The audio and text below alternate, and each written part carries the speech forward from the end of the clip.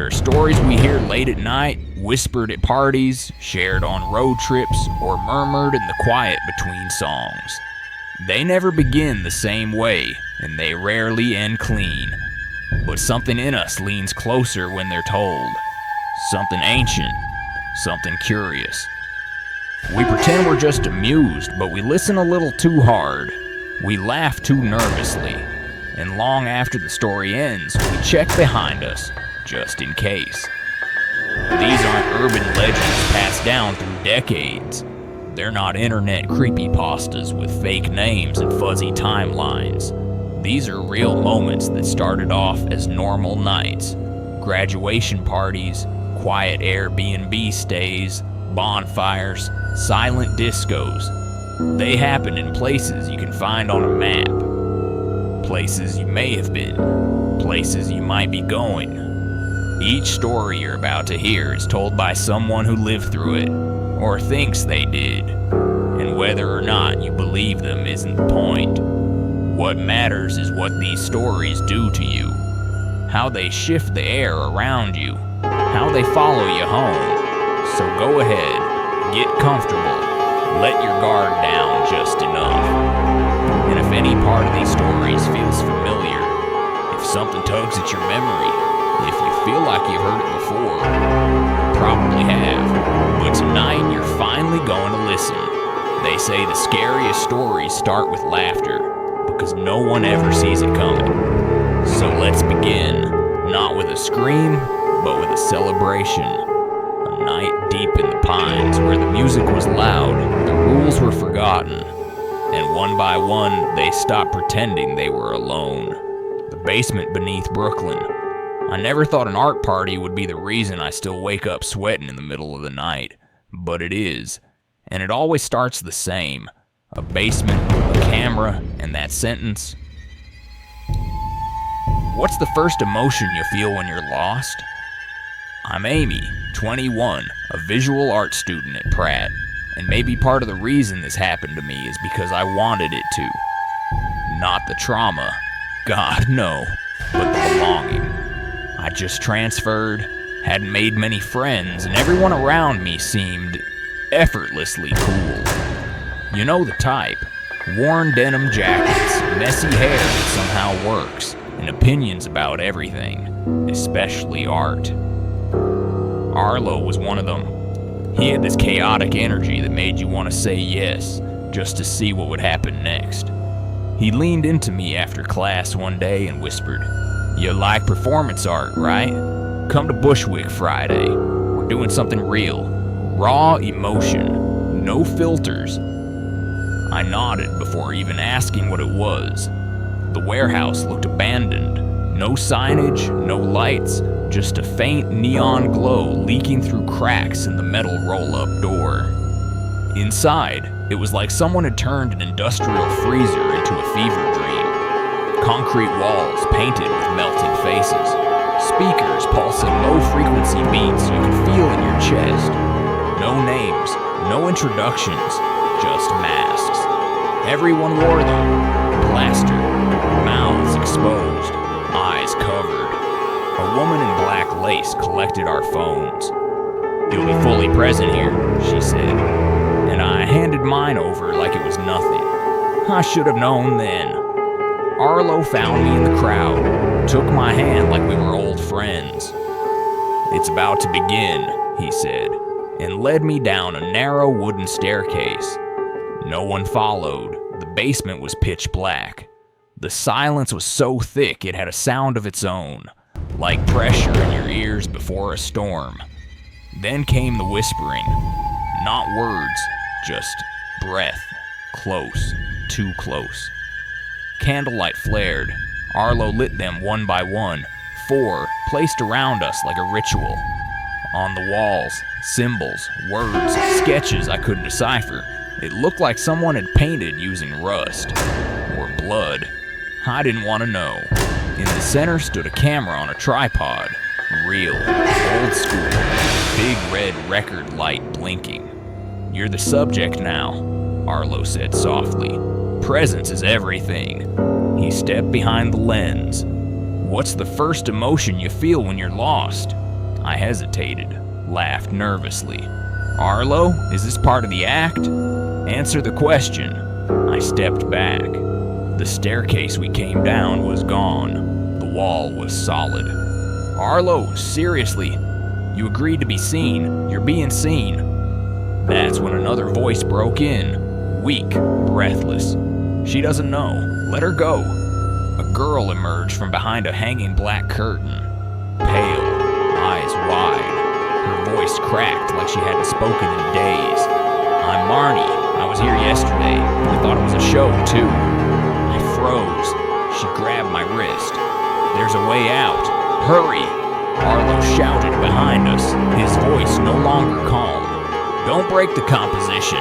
Marnie, you know what that means. We ran. The hallway outside wasn't just a hallway. It twisted, bent, like the building had been remodeled by someone who hated logic.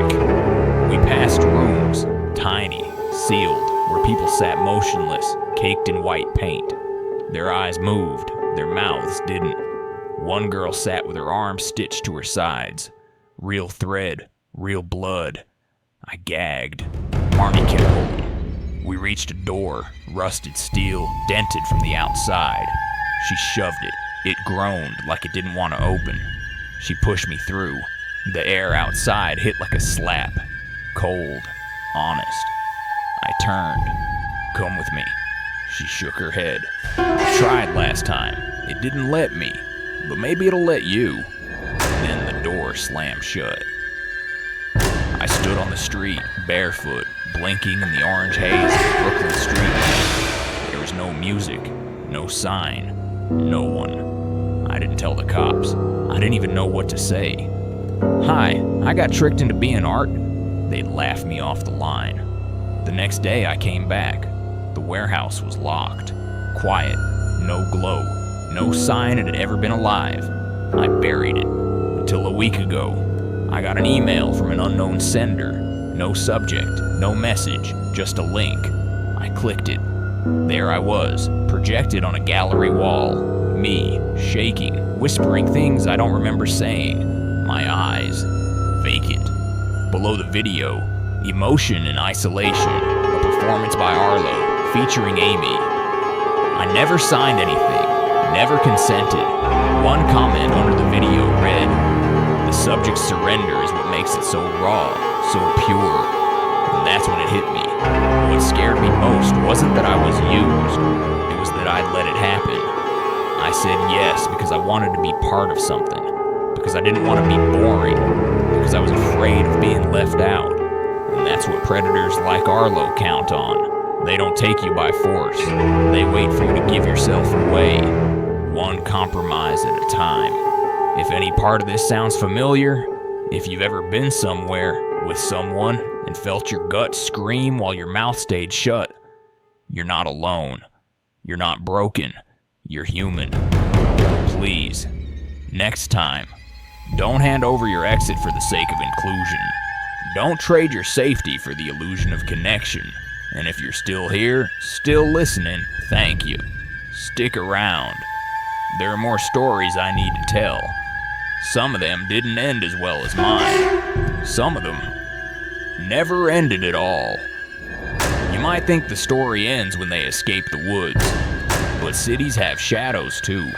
In the heart of Los Angeles, people disappear into crowds and memories get louder than reality. Something is still whispering your name. The echoes of Echo Park. When I first moved to LA, I thought Echo Park was just a vibe.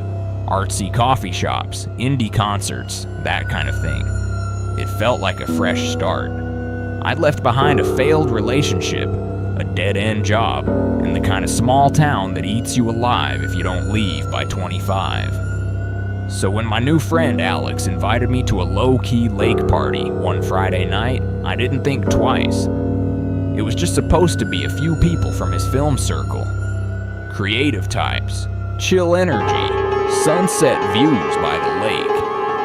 And honestly, that's exactly what it was, at first. The sun was dipping below the palm trees when I arrived. Someone had strung up fairy lights along the edge of the water. Music played soft from a Bluetooth speaker, and a guy in a flannel was handing out hard kombucha like it was communion. I didn't know most of the people there, but everyone was friendly in that LA way. Smiles first, name second. Alex waved me over to a spot by the lake. "Glad you came," he said. "Tonight's special." I laughed. "Because of the glowing mushrooms or the free booze?" He smiled but didn't answer. That smile, too soft, too knowing, was the first red flag I didn't catch. As the night wore on, people started splitting off into smaller groups. Some went into the trees to smoke. Others lay on picnic blankets, whispering, laughing. The air had that weird electric stillness to it, like the calm before lightning. And maybe it was the drink or the low hum of the lake, but I started to feel off. Like everything around me was moving a half second behind. That's when I saw her. A woman, maybe mid-30s, standing alone near the water line. No one else seemed to notice her. She wore a vintage red dress, barefoot in the grass, her long black hair brushing her shoulders like water. I blinked, and she was closer, still staring straight at me. I nudged Alex. "Hey, who's that?" He followed my gaze. "Who?" "The woman in the red dress." He looked again. "Jordan, there's no one there." I didn't say anything after that, because suddenly she was gone. I tried to shake it off, told myself I was tired, dehydrated, whatever. I wandered away from the main group toward the trees, thinking I'd call it a night. That's when I heard the humming. It was soft, childlike. A tune I couldn't place, but somehow felt like I knew. The further I walked, the louder it got, and then suddenly I was back at the lake. Not figuratively. I had walked in a complete circle without realizing it. Same lights, same speaker, same people, but everything was slightly off. The music playing now wasn't the same. The lights were brighter. The guy in the flannel was gone. Alex wasn't on the blanket anymore. I looked at my phone. 2:12 a.m. No way. Last I checked, it had been 10:45. I walked up to a girl I hadn't seen before. "Hey, do you know what time?" She turned her head slowly, too slowly. Her eyes were milky white. I backed away, fast. That's when I saw Alex again, standing near the water, facing away. "Alex," I called.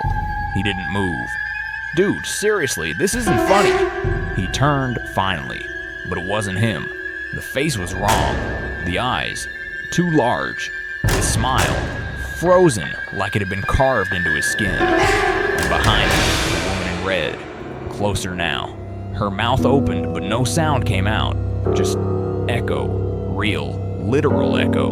My own voice bouncing back at me, but twisted, wrong. I ran. Branches grabbed at me as I stumbled through the trees. The humming returned, louder now, overlapping itself like a loop stuck in a glitch. I tripped, hit the ground hard, then silence. When I opened my eyes, it was morning. The lake looked normal again. No lights, no people, just ducks and joggers. I stood up slowly, head spinning. I reached into my pocket. My phone was gone. So was my wallet. I walked to the street, found a gas station, borrowed someone's phone and called Alex. Straight to voicemail. For the next week, he didn't answer texts, didn't show up in the usual places. His Instagram went dark. When I finally stopped by the apartment where I thought he lived, a woman answered. Said no one named Alex had lived there for years. 2 weeks later, I got a DM from an account with no profile photo. It was a video, shot from across the lake, low quality, like it was taken with an old camcorder. It showed me, standing alone near the water, eyes wide, talking to no one. And then, it showed her, the woman in red, not walking, just appearing, frame to frame, closer and closer behind me. The last frame was just her face, and a caption. She echoes what you don't want to hear. I deleted the message, but it didn't matter. That night, I heard the humming again. No source, just inside the walls. My own thoughts coming back to me, twisted. I don't go near lakes anymore, especially not at night. Not in Echo Park. I don't know if it was a hallucination, a prank, or something older than either of those. But I know this. Sometimes we hear things we're not meant to. Sometimes when we go looking for connection in all the wrong places, we open ourselves to something else entirely. And sometimes it echoes back. If you've ever ignored a feeling in your gut just to seem chill or open-minded, don't. I used to think being easygoing meant saying yes to everything, but now I think it means listening. Really listening. Even when it's uncomfortable. Especially then. So if you're still here, still watching, still listening, thank you. Stick around, because I'm not the only one who's heard her, and she's still humming. Sometimes the danger isn't in what we remember, it's in what we choose to celebrate. Because some places don't care how many candles you blow out. They just want to see who stays behind when the lights go out. The cursed birthday at Lake Lanier. They say Lake Lanier takes someone every year. I used to think it was just an urban legend, one of those spooky little stories that older kids tell at sleepovers to freak each other out. But now, I know better. I turned 19 on a boat, a rented party yacht to be exact. My best friend Janelle had planned the whole thing. Balloons, lights, a mini speaker system blasting throwbacks from high school, even cupcakes shaped like tiny life jackets. She was always extra like that. There were maybe 20 of us on board, mostly college freshmen from Georgia State. It was supposed to be our first summer break since getting out of the dorms. No parents, no curfew, just the lake, the music, and the kind of laughter that only happens when you believe you're still invincible. We dropped anchor just before sunset, near a cove Janelle said she found on TikTok. She called it the Instagram spot, because apparently the lighting hit just right, and it did. That golden hour glow made everything soft, almost unreal. Janelle raised her can of hard seltzer and shouted, "To Kayla, still legally underage, but spiritually 21. Everyone laughed and cheered. I smiled, holding up my drink, pretending I didn't feel that weird knot in my stomach. I'd had it all day, like something was off. I figured it was just birthday nerves, or maybe motion sickness, but it never really went away. Around 9 p.m., the lake turned dark. Not the kind of dark you get in the city. This was thick, black, the kind of dark that swallows sound. Most of the group was dancing on the upper deck, but I stayed below with Janelle and a couple others. We were sprawled out on beanbags, trading dumb secrets and eating melted candy.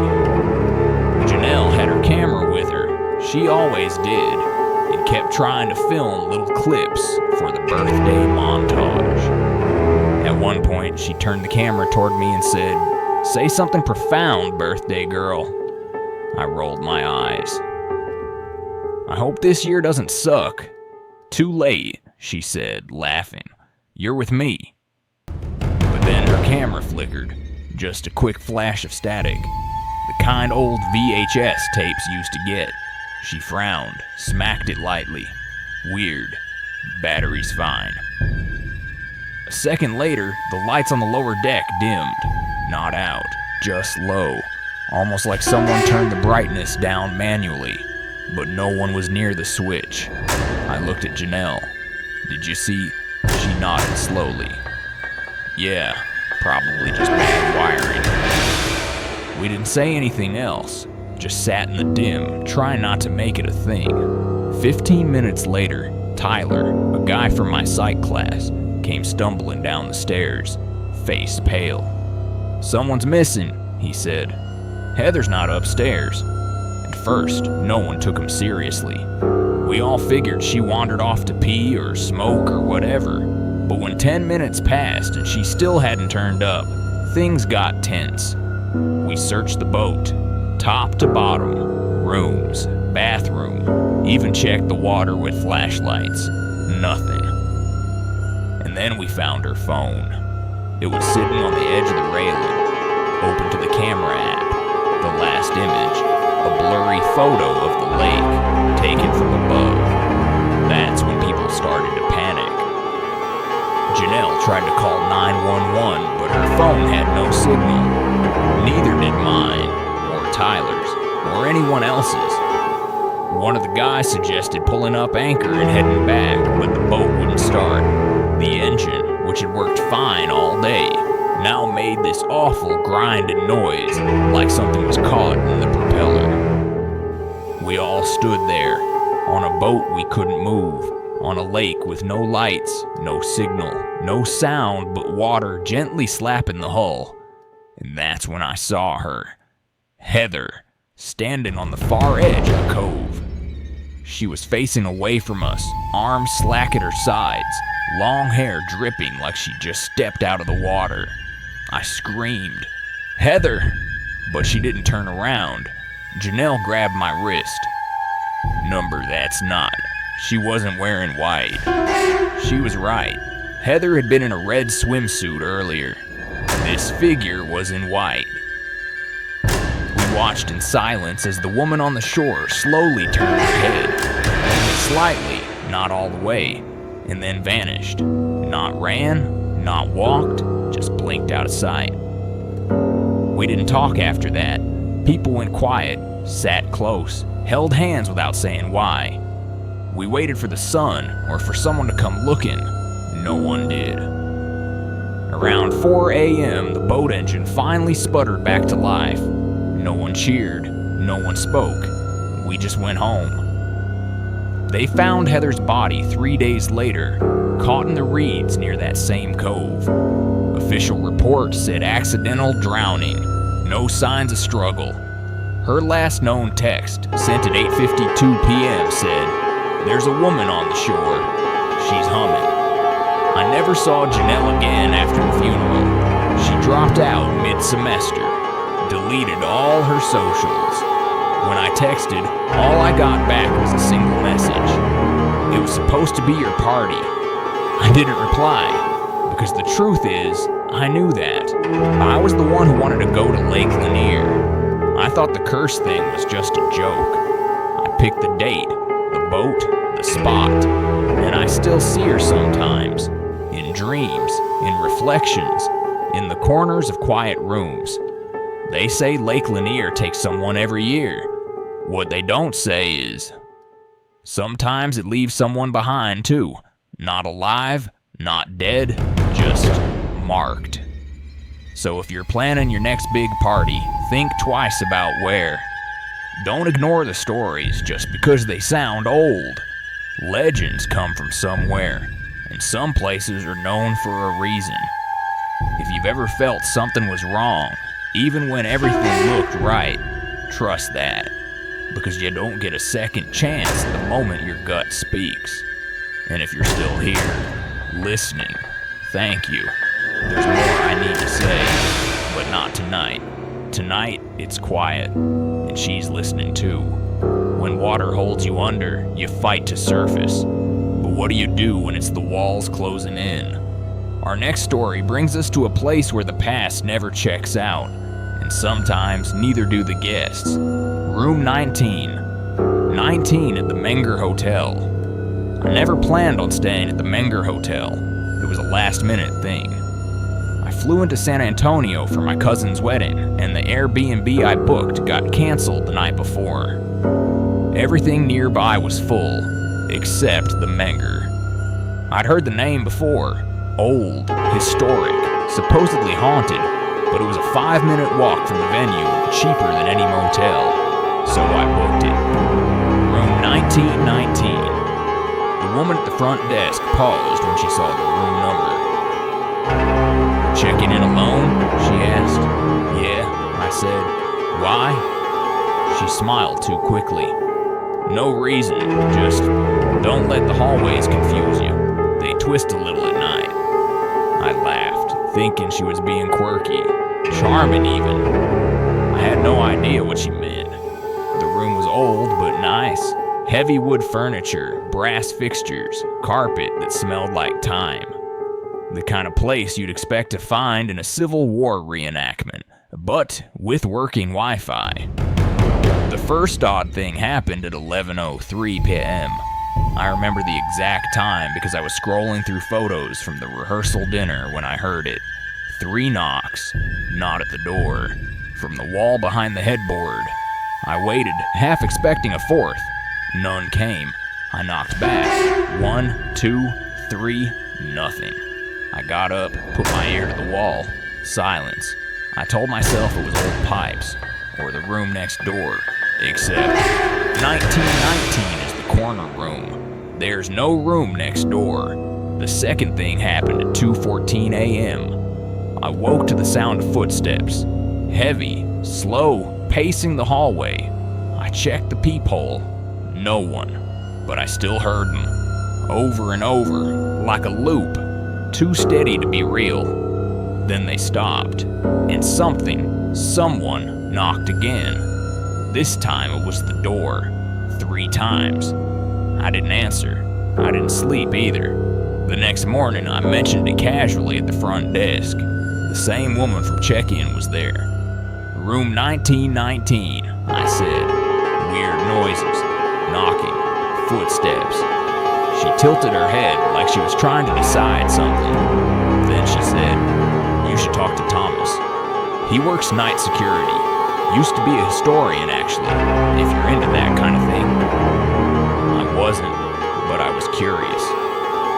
So that night, around midnight, I found him in the lobby. Older guy, polite, wore a dark vest and tie, even though no one else did.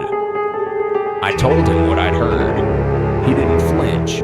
Instead, he said, "Do you know what happened in 1919? I shook my head. "A woman named Marguerite checked in alone. Said she was visiting family. Stayed 3 nights. On the 4th, she called the front desk, screaming. Said she saw someone in her mirror. But when staff came up, the room was empty. Locked from the inside. No sign of her." "She vanished?" I asked. "No," he said. "She was found, hanging in the closet, mirror cracked in half. The door still locked from the inside." I felt cold all over. "Was it suicide?" He looked at me. "What do you think?" I didn't answer. Later that night, back in my room, I couldn't stop thinking about Marguerite. I looked in the mirror longer than I meant to. I studied the closet door. I turned on the TV for background noise, but it wouldn't load. Just static, not white noise. Black screen, red flickers. I unplugged it. That's when the phone rang. Not my cell, the room phone. I stared at it. It rang 3 times. I picked up. Silence. Then, faintly, my name. Chris. It sounded like someone trying to remember how to speak or how to breathe. I hung up. I should have left right then, but I didn't. I stayed. Told myself I'd imagined it. Even tried to laugh about it.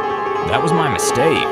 Because sometime between 3 and 4 a.m., I woke up standing in front of the mirror.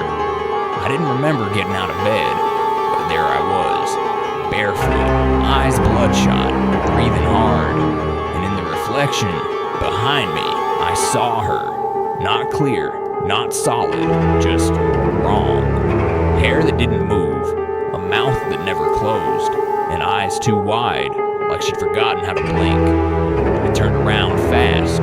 No one there, but the air was heavy, and on the mirror, fogged from my breath, a single word had formed. Stay. I packed before sunrise. When I left the room, Thomas was waiting in the hallway. He didn't ask why. He just said, "Room 1919 doesn't want people to leave." But it never keeps the same person twice. I said nothing, just walked past him. In the lobby, the woman at the desk smiled the same forced smile. Checking out early? She asked. I nodded. Her eyes flicked to the computer. Funny, says here, you never checked in. That was 6 months ago. I haven't told anyone, not friends, not family. But last week I was going through old photos on my phone, and I found a picture I didn't take. Room 1919, a mirror, and behind me, her, clear as day, no fog, no blur, just her hand on my shoulder. People always say don't stay in haunted hotels like it's a joke, like it's campfire nonsense. But here's the truth.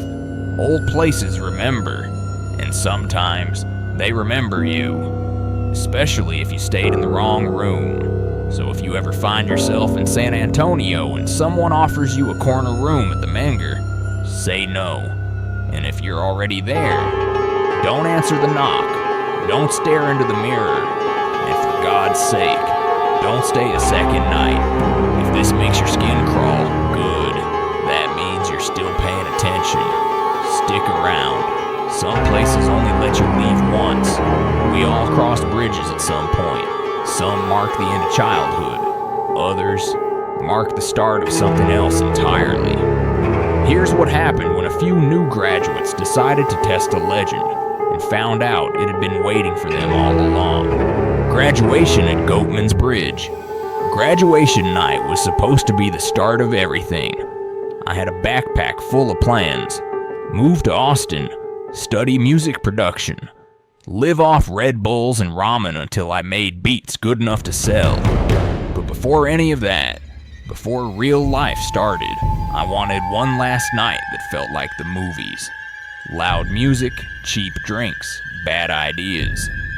So when Jay leaned over during the ceremony and whispered, "Let's go to Goatman's Bridge tonight," I said yes, without blinking. Everyone in Denton knew about Goatman's Bridge. Real name, Old Alton Bridge. An iron truss bridge that stretched over a patch of slow-moving water and slower-moving stories. A man with the head of a goat. Strange lights in the woods. Kids disappearing. Cops never finding anything. It was the kind of legend you grow up hearing so many times it starts to feel fake. But still, you never go there alone. You never go there after dark. And you definitely don't try to summon anything. Unless you're 18, freshly graduated, and stupid enough to want something unforgettable. There were 4 of us that night. Me, Jay, Tori, and Malik. We parked on the gravel shoulder about a quarter-mile out, then walked down the dirt path with flashlights. Jay led the way, obviously. He always did. Tori stayed close to me. She was quiet, which wasn't unusual. But that night, it felt different, like she was listening for something we couldn't hear.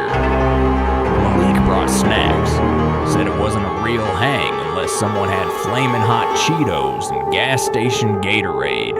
He was trying to keep things normal. The moon hung low, yellow like a dying bulb.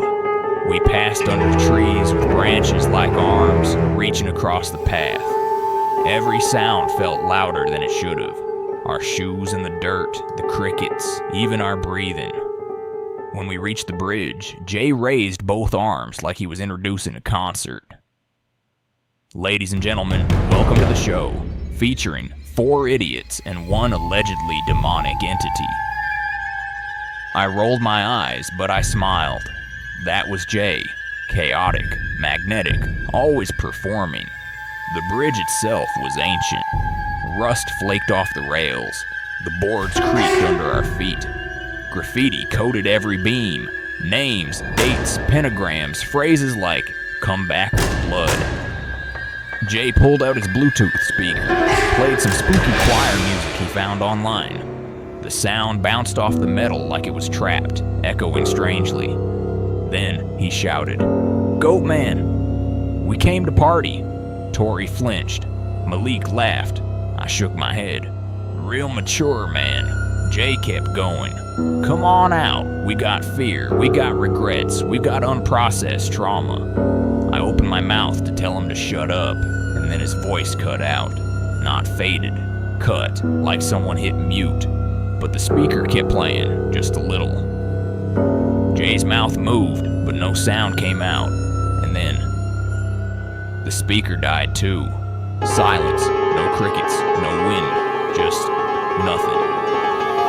Then a new sound, a low hum. It didn't come from the bridge or the woods. It came from everywhere, like the air was buzzing. Tori grabbed my arm. "Something's wrong." "I know," I said. Then she added, "It's not just here, it's looking for somewhere to go." I didn't know what that meant. Malik chuckled nervously. "Okay, cool prank. Y'all got me." Jay turned around, wide-eyed. "I can't hear," he mouthed, but he could. I could tell by the way he looked at us, like a kid who'd wandered too far from his parents and just realized it. Then the air shifted.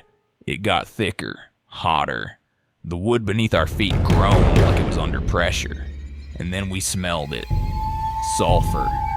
That's when we ran. We didn't speak, just moved. Flashlight swinging. Malik dropped the snacks. Tori was ahead of me. I heard her breathing hard. Jay stayed back. I turned to yell for him, and he was gone. I mean gone. No shadow, no sound, just empty space where he'd been.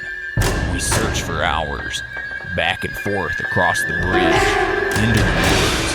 Called his name until our voices cracked. Called his phone, just buzzed under the bushes near the trailhead. When the sun rose, we were still out there. The bridge looked normal again. We drove to the police station. They took our statements, but I could tell they didn't believe a word. 2 days later, I got a text from Jay's number. No message, just a video. I pressed play. It was grainy, like old camcorder footage. Shaky. It showed Jay standing on the bridge alone, his mouth open, his eyes completely black. Behind him, a figure stepped out of the shadows. Something tall, horned. The video glitched, then cut to static. They never found him.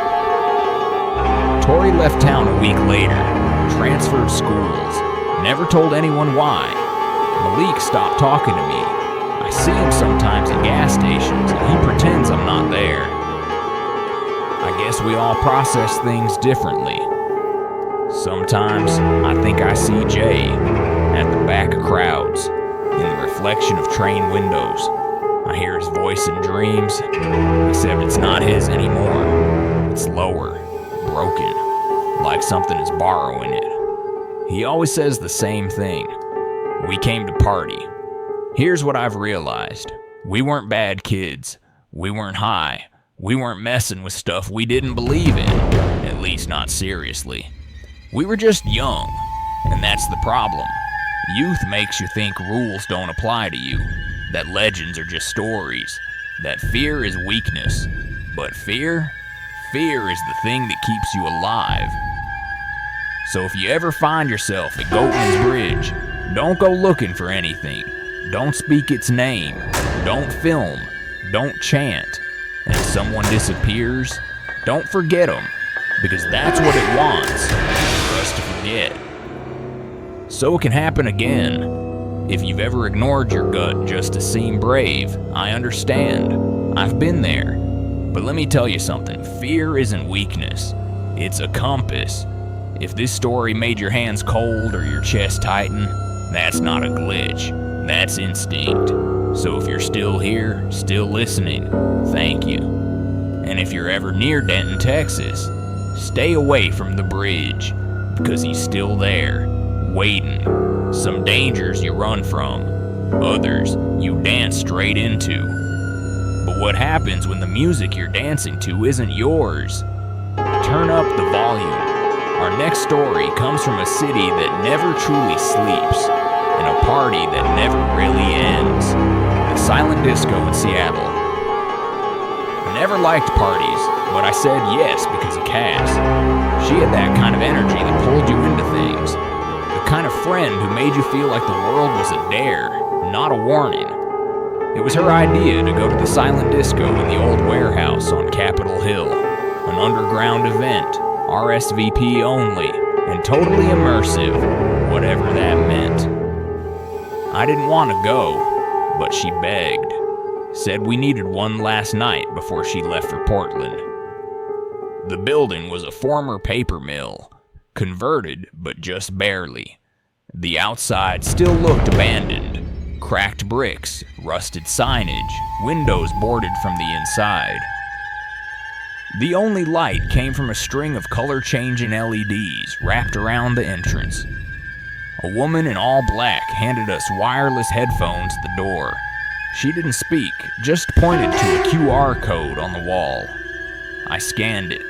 The app opened with 3 channels, red, blue, and green. Cass grinned. Pick a color.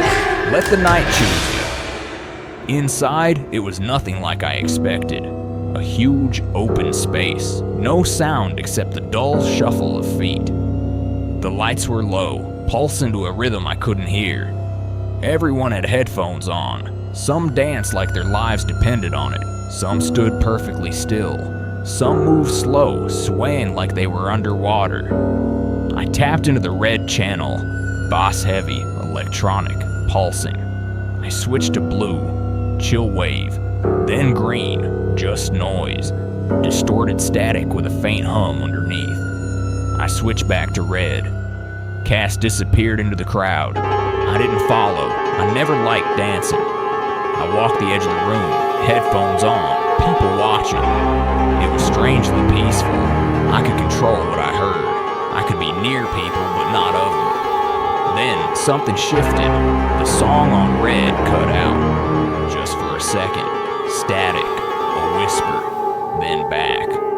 I looked around. No one else seemed to notice. I thought maybe the signal was bad. I stayed put. 2 songs later, it happened again. Only this time, the whisper was longer. It said my name. I took the headphones off. Silence. Not just quiet. Total absence of sound, the kind that makes your ears ring. I put them back on. The music returned like nothing happened. But now, I couldn't stop thinking about it. I found a corner behind one of the steel columns. I leaned against it, trying to calm my breath. That's when I saw her. A girl standing at the far side of the room, facing the wall. She wore headphones, but she wasn't moving. Not swaying, not nodding, just still. Her head tilted like she was listening to something important. I tried switching channels again. Blue, green, red, static, back to green. On green, I heard the hum again, but underneath it, layered in the noise, was music. Slowed down, warped, and then a voice. Not a DJ, not a sample, a woman's voice. You can't leave once you hear it. You already said yes. I yanked the headphones off. My hands were shaking. That's when Cass found me. She was breathless, sweat on her forehead, but smiling. You okay? I nodded, not trusting my voice. She touched my arm. I heard it too, she whispered. I thought it was just me. We left the main floor and climbed a narrow metal staircase up to the catwalk. From there, we could see the whole room. Bodies moving, lights pulsing, and the girl by the wall, still frozen. Cass, I said, who is that? She didn't look. Don't point at her. Don't talk to her. That's how she finds you. What are you talking about? But she didn't answer. She just stared out across the room, her face unreadable. I read about this, she said. There's a channel that doesn't exist until you tune wrong. When the system glitches, it opens something. She looked at me. I think we opened it. I laughed, but it caught in my throat. I wanted to tell her she was being dramatic, but I remembered the voice, the static, the words that weren't lyrics. Did you hear it too? I asked. Cass nodded. She said my name. We decided to leave. We pushed through the crowd, avoiding the far side where the girl still stood. At the exit, the woman in black waited. She reached out as if to collect our headphones. I handed mine over. Cass didn't. Keep 'em, the woman said. You might still need to listen. Her voice was soft, flat, like a pre-recorded message. Outside, the air hit hard, wet and cold and real. We didn't talk on the way back to my apartment. We didn't need to. That night I couldn't sleep. The headphones sat on my desk. At 2:06 a.m. they powered on by themselves. A faint green light blinked. No sound played. Not at first. Then, you left her. I threw them across the room. The next morning, Cass was gone. Not left early gone. Gone. Her bag was still there. Her jacket, her charger, but no sign of her. I called her phone. Straight to voicemail. I texted. No reply. I went back to the warehouse that afternoon. The lights were off. The door locked. No sign of the event. No QR code. Just empty windows and a faint smell of old wires. I asked around. The building had been vacant for years. No events there, the shop owner next door said. Not since 2017. It's 2025. That was 3 weeks ago. I still have the headphones. They don't turn on anymore. But sometimes, when everything's quiet, really quiet, I hear the hum. I try not to listen. I play music constantly now. I leave the TV on when I sleep. I keep a white noise app running in the background, like it can drown out whatever's underneath. But some nights I still hear her. You already said yes. Here's what I think. We live in noise because silence tells the truth. In the quiet, we hear what we've tuned out. Guilt, fear, memory. And sometimes, something hears us back. If you ever go to a silent disco and your music cuts out, don't keep listening. If you hear your name in a song you've never heard before, walk away, fast, because not everything that calls you wants to be known. Some things just want you to hear them and follow. If this story made you uncomfortable, good. That means you're still on the right frequency, still tuned to the world the rest of us live in. And if you're still here, still listening, thank you. Some of us never come back from what we hear, but maybe you will. Just don't turn the music off. Not tonight. After the noise fades, after the lights go out, silence has a way of finding you. Our next story is quieter, but it lingers. Because some hauntings don't walk toward you. They wait for you to look back. The woman at the window in Wicker Park. I moved to Wicker Park in the dead of winter, thinking it would be temporary. My lease in New York had ended abruptly. My remote job didn't care where I worked from, as long as I stayed online. A friend of a friend had a place here, 3rd floor, old building, radiator heat, and floorboards that groaned like they had opinions. It was the kind of neighborhood with dog walkers in the morning, wine bar couples at night, and silence after 1 a.m. A rare kind of stillness in the city. I was alone, but that wasn't new. The difference was, now, I could feel it. The days blended together. The glow of Zoom meetings and the glare of street lights melted into one long stretch of gray.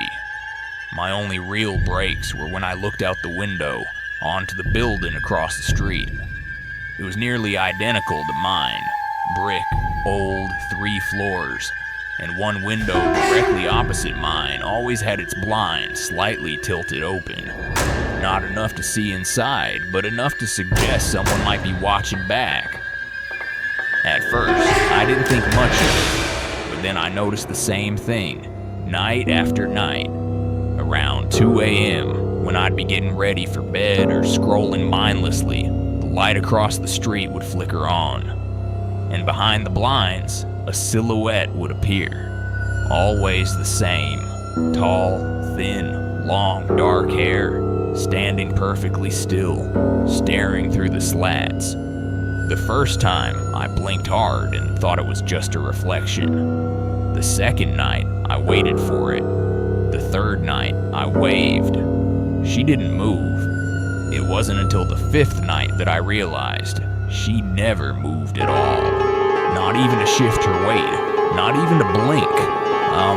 By the 7th night, it was a routine. I'd brush my teeth, sit at the edge of my bed, and watch the window. And there she'd be.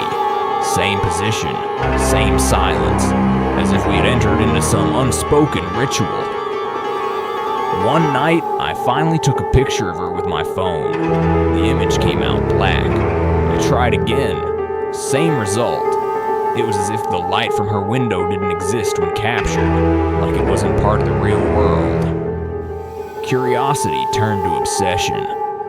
I adjusted my sleep schedule, drank more coffee, slept during the day just to make sure I wouldn't miss her at night.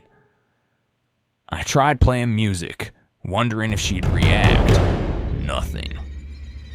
I tried shutting my blinds entirely, hoping to break the cycle, but I couldn't sleep like that. I'd end up cracking them open just to make sure she was still there. I told my neighbor about it once in the laundry room. He looked confused, said the apartment across from me was boarded up, had been since the early 2000s, said no one had lived there since the fire. I asked what fire. He shrugged. Old place. You know how these buildings are. I checked city records. It was true. The top unit across from mine had been listed as condemned for over 15 years. But someone had to be in there. The lights worked. The blinds moved. Unless they never moved at all, and I had just imagined they did. I started writing everything down. Times, shapes, what I thought her face looked like. Sometimes I swore I saw her smile. Other times I thought I saw tears. Once, I swear I saw her lips move. No sound came, but I read the words in the shape of her mouth. You remember me? I didn't. But after that night, the dream started. I'd wake up in that room across the street. Same furniture as mine, but older, dustier. I'd look down and see my hands, but they were smaller, frailer. I'd move to the window, open the blinds, and look across to see myself, sitting, watching, unmoving. I started seeing her during the day, just for flashes, in store windows, in the microwave door, reflections that didn't match my movements. Once, I saw her watching me from inside the elevator mirror, even though I was alone. I stopped leaving the apartment after that. My phone calls went unanswered. Work deadlines passed without me noticing. My fridge was almost empty, but every night I was there, watching her, watching me. Until one night, she wasn't. At 2 a.m., the window across the street stayed dark. I waited. 3 a.m., nothing. 4 a.m., still nothing. When the sun came up, I felt hollow, like I'd missed something irreversible. That day, I opened my blinds all the way, let the sun in, cleaned the apartment, drank water, ate toast. And then I went across the street. I found a side alley and an old door chained shut but not locked.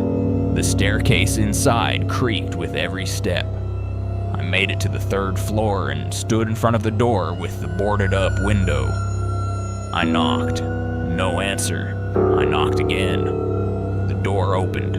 The apartment inside was a mirror of mine, down to the cracked molding and the position of the radiator, but everything was wrong. Dust thick as ash, furniture warped from heat, wallpaper peeling like skin, and in the middle of the room, a full-length mirror leaning against the wall, angled just so. I walked toward it, slowly. In the reflection, I saw the window. I saw my apartment across the street, and I saw her, standing in my room, waving. I ran. When I got back upstairs, the lights in my apartment were off. My blinds were closed, but I hadn't closed them. I opened the door and found the place just as I left it, except for one thing. The mirror in my hallway was missing. That was a week ago. No one else remembers the woman. No one saw the lights. No one saw me leave the building. I tried showing them the photo I took. It's still just black, But every night at 2 a.m., I still check the window, even if there's nothing there. Sometimes I think I see movement, a shape, a shadow. Sometimes I think I see myself standing still in that dark apartment across the street. And sometimes when I pass a mirror at the wrong angle, I catch her behind me. If you ever move into an old apartment alone, don't stare too long at what's outside your window. Don't assume what you see is yours to understand. Some people stare too long into another life, and someone stares back. And if you ever feel like someone's watching you, not in a scary way, but in a familiar one, don't wave, don't engage, because once you do, you've already crossed over. And once you cross, you don't always come back alone. If this made you pause before looking out your window tonight, good. Stay here. Stay in your own reflection. And if you're still listening, thank you. Some stories don't end. They just keep watching. And when all the stories start to feel like echoes, you find yourself heading into the desert. Not for answers, but for the last question. This is where we end, or begin again. One last fire, one last name to forget.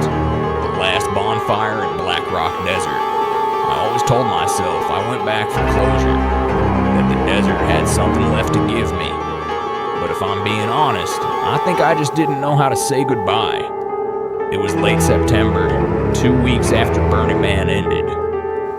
The crowds were gone, the dust had settled, and the vast emptiness of Black Rock Desert had returned. I'd stayed behind with a few others, not part of the official crew, not quite friends, more like echoes of something shared.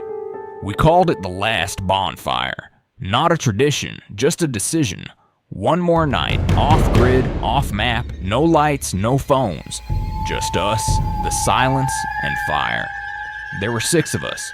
Myself, Kian, who brought the firewood, Shay, who barely spoke but filmed everything, Yvette, who danced barefoot in the sand like something out of a forgotten myth, Drew, who laughed too loud but meant well, and Lena. Lena was the only one who looked like she belonged there. She never said where she came from, but she spoke about the desert like someone speaks about their childhood home, fondly but with caution. She told us the desert wasn't dead, it breathed slow, and that if you listened long enough, it would speak back. I thought she was just being poetic, but now I think she was warning us. We set up the fire late, after sunset. No music, no lanterns, just wood, matches, and space. The kind of silence you forget exists. We sat in a wide circle, not close enough to touch. We told stories we didn't believe and laughed in a way that felt like we were trying to keep something away. The stars above us were unnervingly bright. I remember thinking they looked too sharp, like they'd cut the sky open if they moved. The fire danced strange. It leaned toward the wind instead of away. It sparked without fuel. No one could remember who lit it. Kian swore it wasn't him. I thought maybe I did, but then I wasn't sure. At some point, Drew stood up and said he was going for a walk. I want to see if the horizon still curves, he joked. We laughed, but he didn't come back. We called for him, walked out a little. Nothing. No tracks. Just flat dust and a chill that didn't belong to the season. That's when Lena told us the story. She said there used to be a small tribe out here. No records, no photos, just spoken memory. They believed this desert was the skin of something ancient, something that forgot it had once been alive. Every few decades, someone would try to settle, build and dig, and every time they disappeared, not violently, just erased. As if the desert blinked and they unexisted. She said there's a place, far from where tourists camp, far from art cars and sound stages, called the Hollow Circle. It's not marked. You find it only when you stop trying. It's It's where people go when they've forgotten who they are, but still remember that they used to be someone. I asked her if Drew went there. She said nothing. The fire burned lower. Yvette fell asleep with her head in the sand. Shay was still filming, though her camera battery had died hours before. Kean stared into the embers like he saw someone there. I looked around the circle and realized something was wrong. There were only 4 of us. Drew was gone, but so was Yvette. I looked where she'd lain, just flattened sand. No dent, no imprint, as if she'd never been. No one else reacted. Kean said, "She was never here." I said, "She was just sleeping." Lana looked at me and asked, "Do you remember what her voice sounded like?" I opened my mouth to answer, but nothing came. I couldn't. I remembered her dancing, her smile, but her voice? Gone. That's when the fire spoke. Not with words, not with sound, but with memory. I saw myself, 10 years younger, standing at my first burn, laughing, spinning, high on dust and dopamine. I saw people I hadn't thought of in years. I saw hands I'd held, faces I'd let go. I saw myself kneeling in the sand, burying something small and dark and important. I saw myself walk away from it, and then I saw Lena, but not in the circle, in every memory. She'd always been there, watching. I stood up. "I need to leave," I said. No one responded. I started walking. The fire stayed behind, still alive, though no wood remained. I didn't look back. I walked for what felt like hours. No light, no moon, just the crunch of my boots and dust and the growing sense that the horizon was lying to me. I pulled out my phone. Dead. Of course. I checked my compass app. It spun. I kept walking. Then I saw it. The hollow circle. It wasn't a place, not really. Just a section of desert where the air felt thick. The stars bent above it, and in the center, ashes, still warm. Someone had been here, or maybe everyone had. I stepped closer, and I heard my name. Not whispered, not spoken, just known. I don't remember how I got back. When I opened my eyes, it was morning. The fire circle was empty. The desert was still. My car was nearby, half covered in dust, but intact. The others were gone. No sign they'd ever been. No footprints. No wood.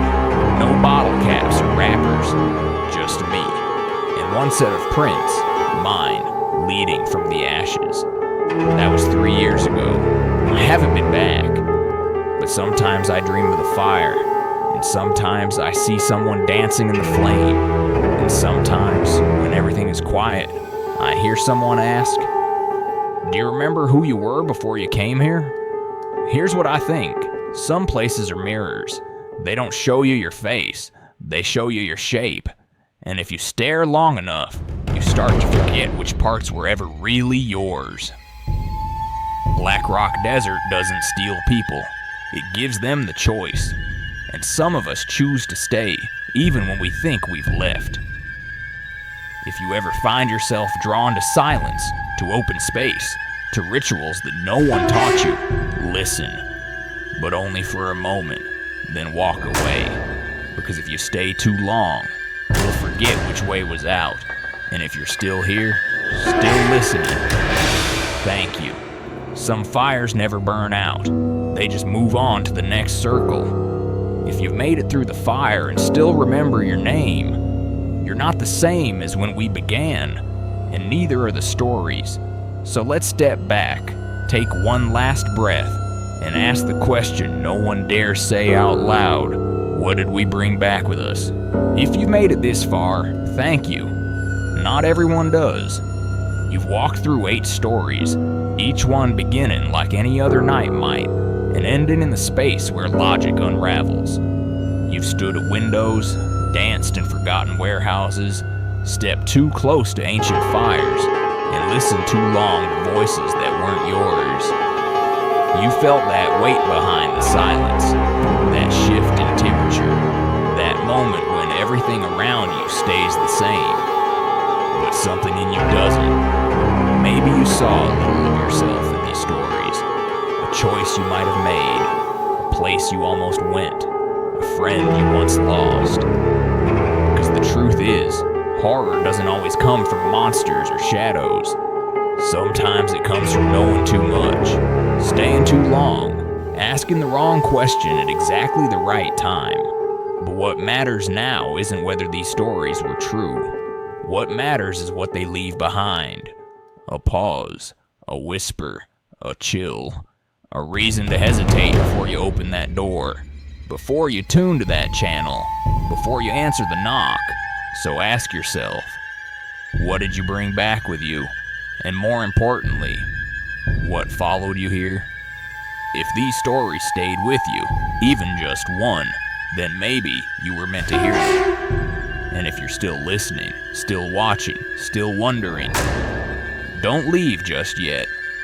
There are more stories to tell, more things waiting in the dark. Follow along, and next time, we'll go even deeper